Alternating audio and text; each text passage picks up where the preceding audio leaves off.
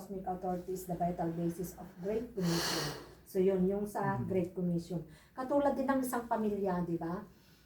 Ang father, the head of ang tatay sa pamilya ang ating Panginoon. Ang yung asawa naman yung lalaki is The head of the family. wife.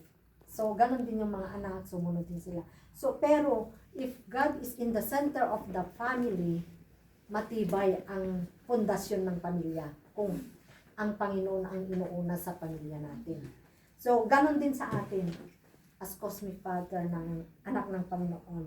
Kasi ang authority, kung ang Panginoon ay siya ang naglilid sa isang pamilya, ay maganda rin ang kahinat ng pamilya o maganda ang relasyon ng bawat isa. Yun ang pinaka sa atin na bilang isang church, kung ang Panginoon ay nasa center of our plan or yung mga gagawin natin, ay hindi tayo matitibag, hindi tayo basta-basta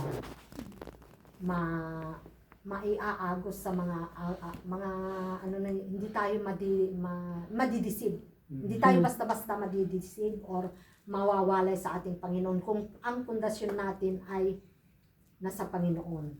At ang faith natin ay ang ating Panginoon ang nagbibigay sa atin.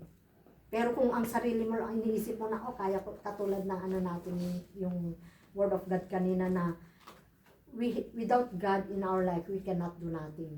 And we have nothing without God. Yun ang natin. So bilang pamilya rin, bilang church ng ating Panginoon, kailangan din natin na we put God first in our life.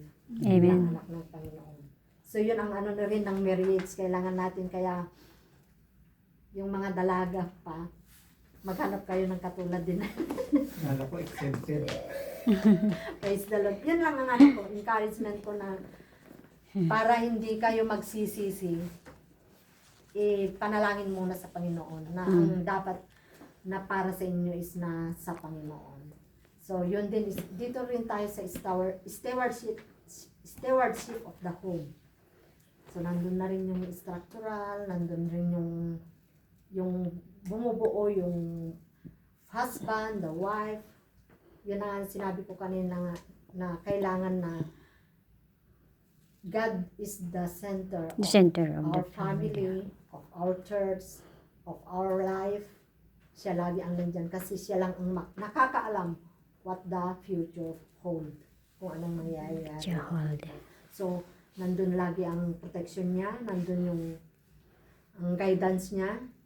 So, hindi lang para sa pamilya ito, kundi para sa atin bilang anak ng Panginoon. Kapag ang Panginoon ang nangunguna sa atin, hindi niya tayo iiwan at papabayaan. Amen. So, the scope of the mission, ito yung kung ano yung gagawin natin, ano yung share natin, ano kung saan tayo mag-umpisa. Kasi importante rin sa atin ito bilang anak ng